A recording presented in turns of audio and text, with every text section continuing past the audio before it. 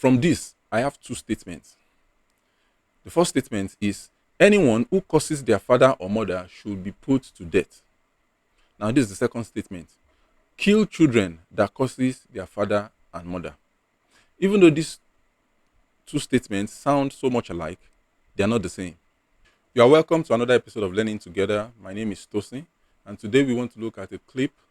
But before we go into that, I'd like to emphasize on 2 or 3 verses about Jesus' mission here on earth.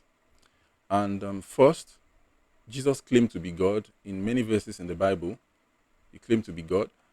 And one major part of his mission here on earth was to de-emphasize God's law. Although the Old Testament are often described as harsh due to severe punishment, serving as a symbolic physical representation of the spiritual penalty for sin, and to maintain holiness within ancient Israelite society. These laws, which were a mix of civil, judicial, and moral codes, were intended to set Israel apart and highlight the seriousness of sin in a historical context. And Jesus himself said in Matthew 5:17, he said that he hasn't come to abolish the law, but to fulfill it.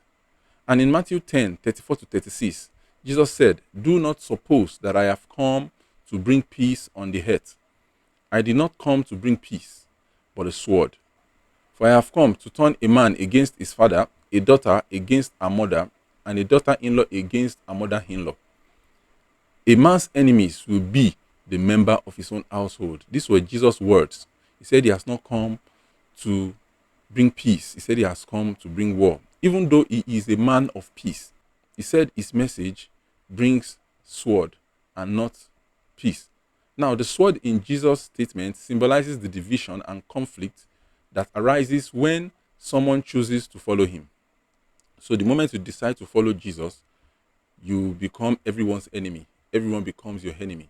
Your family members no longer relate with you the way they've been relating with you. Your ideologies change with their ideology. You don't have the same understanding anymore. You don't have the same connection anymore. Why? Because what you believe in, they do not believe it. You follow Jesus and they do not follow him. It's not a call to physical violence, but rather a sharp separation between those who accept Jesus' teachings and those who don't. The word sword in his statements represents division between believers and non-believers. It also means conflict between faith and opposing ideologies. It also means family rejection or strained relationship due to differing beliefs, and also persecution for preaching the gospel or living out one's faith. Our main focus here is in the book of Mark, chapter 7, from verses 1 to 13, and I'm going to summarize what the passage is all about. The Pharisees came to Jesus, accusing his disciples for not following the human traditions of their fathers, which was not a part of the law. And this guy in the clip actually explained the passage very well, but in stamping his point, he said something that completely threw off the collar. As I always say, this is what they do. Most of the time, they perfectly interpret the Bible, but while doing that, they paraphrase a verse or two, they paraphrase a particular verse, and change 1 or 2 words, which will ultimately alter the entire meaning of the text. Let's play the clip and we'll respond to it. Well, we've got Alfie calling in from Texas. It doesn't say if they're a theist or an atheist, but they want to ask the question, is there any utility in biblical morality? Which is a fine question. How you doing, Alfie? You're on AXP with Justin and John. Sunday in Texas. So I just wanted to know if you think there's any utility in biblical morality, because I know there's at least in my mind, there's 3 tiers. One is a really low base tier. There's lots of stuff in Exodus that, if you find out on your wedding night that your wife's not a virgin, that kind of stuff that even a lot of Christians can look at and Deuteronomy 22. Do things like that. Sorry? Mm-hmm. That's Deuteronomy 22, verses 14 to 21. Yeah, and then there's the second tier in my mind that's more stuff that everybody can agree on. Don't cheat, don't lie, and that's not unique to the Bible. I I think there's also some morality there in the Bible that's at such a level, a high level, that most Christians, most atheists we haven't quite reached. And I think it's very useful stuff in there, at least for me. And I think to just toss out the Bible when there's those nuggets in there, I don't know how. Well, I understand how you can do it, but for me, it's just not useful. And I think that demonstrably that these things have shown up in other texts and can be seen way before the Bibles were written, and all of these biblical texts. They definitely show up. So you can see that they have been borrowed from other places. Well, I don't know if they've been borrowed, but like people can come to. You can see that they have been borrowed. I mean, people can come up to good ideas independently, right? Just because there's a similarity doesn't mean there's a link, right? I definitely would suggest reading some of these other older texts and see for yourself that these things are written almost exactly as they are in the Bible. And you'll see that, oh, hang on, this is the same.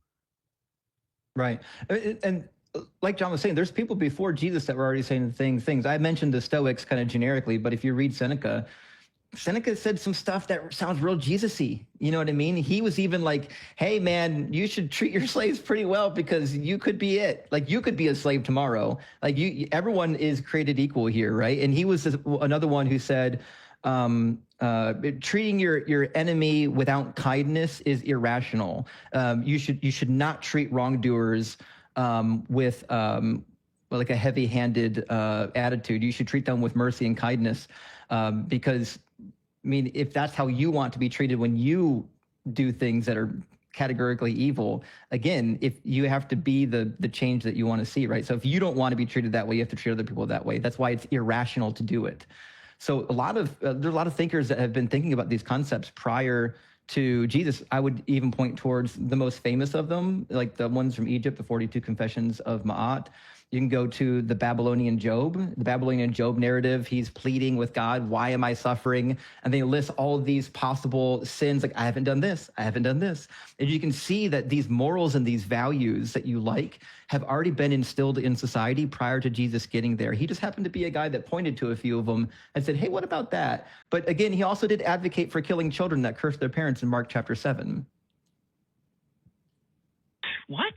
But again, he also did advocate for killing children that cursed their parents in Mark chapter 7. What?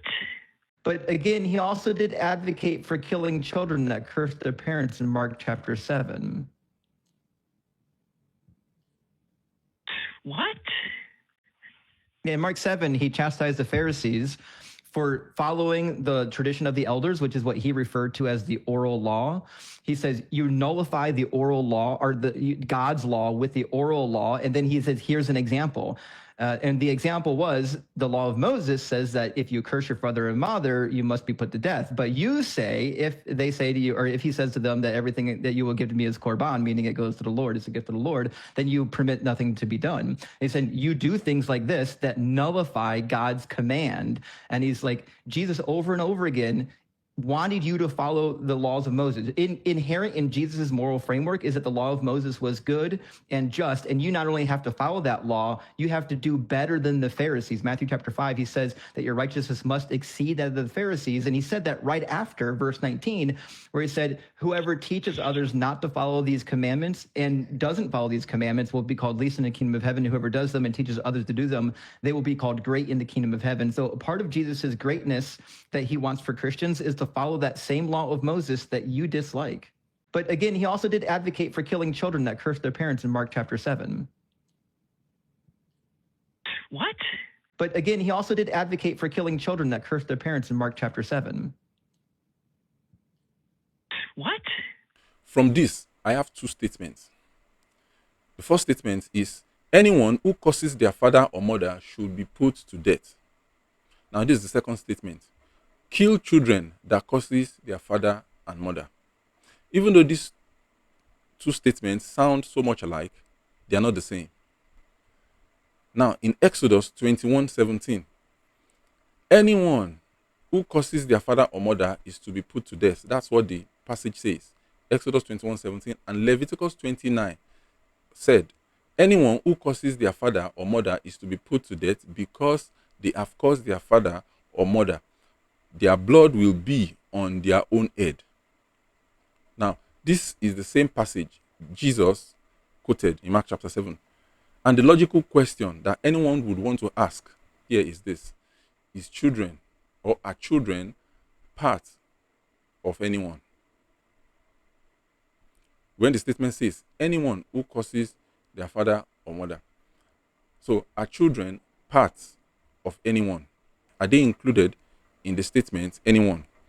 Now, my answer would be, could a 5-year-old and a 50-year-old man, could they think and talk the same?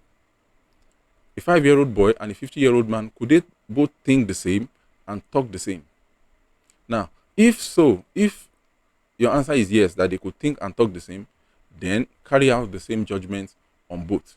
But if your conclusion is that they do not think or talk the same, then we have to look at both cases closely. Because if a 50-year-old man and a 5-year-old commits the same crime, would you pass the same judgment on both?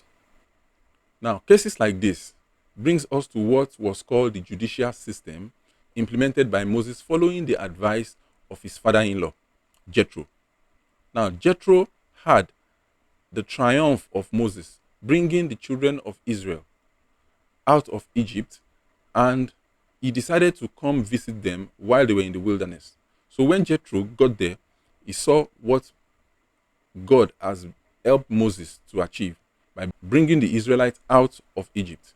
Now, while they were in the wilderness, Jethro decided to offer sacrifices to God on their behalf, and he intended to stay with them for a while. So while staying with them, he observed something. He observed that Moses was the only judge, judging cases, different cases, from morning till evening every day. And there were lots of cases. Now, at the end of the day, Moses will be worn out. He will be so stressed out. And also, the people that are waiting in line for their cases to be heard were also worn out. So Jethro noticed this, and he called Moses to advise him. He gave Moses advice, and Moses took the advice. Now, Moses selected capable, God-fearing, and trustworthy leaders from all Israel to help govern, acting on Jethro's advice to share the burden of leadership. Appointed as heads over a group of thousands, hundreds, fifties, and tens.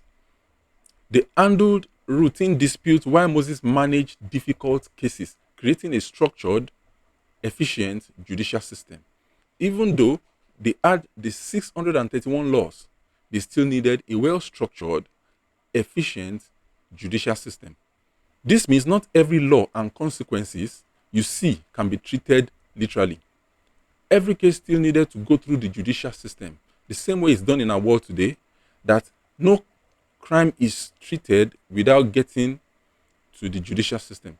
The erosion of God's law in modern society. God's laws have been so trivialized and downplayed, making it challenging for societies to function properly. Many Old Testament moral laws has been erased, and what's left is often seen as outdated. Jesus said the law is good, and he didn't come to abolish it, but lawmakers have suppressed God's laws, normalizing sinful acts. Now, what's the problem?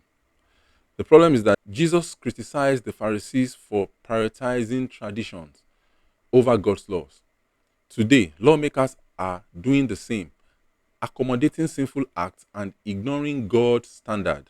This has led to a shift in societal norms where what was once considered sinful is now accepted.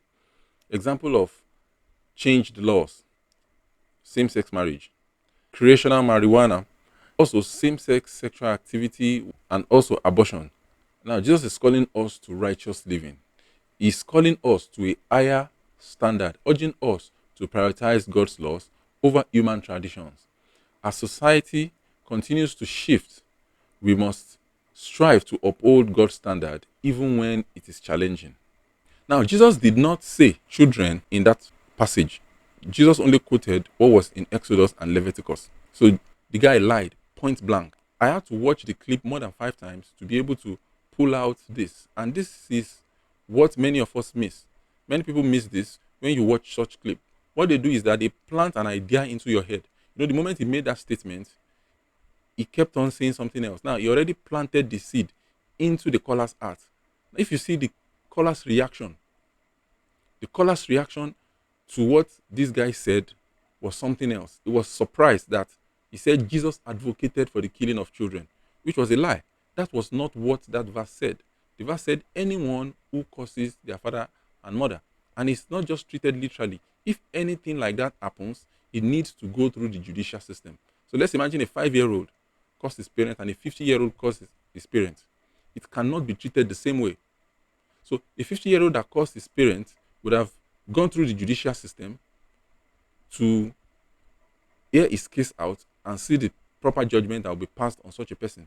Now, a 5-year-old that cursed his parent, if something like that ever happened, I personally would have blamed the parent for not properly tutoring, caring for such a child. Now, as I said, they explain the scriptures very well, but if you are not careful when you watch this channel, they can derail you, they can make you lose your faith. So you need to be very careful when you watch the Atheist Experience channel. The more clip we evaluate and able to spot, the more of it will bring to your notice for you to see exactly what they do on this channel and any other channel we find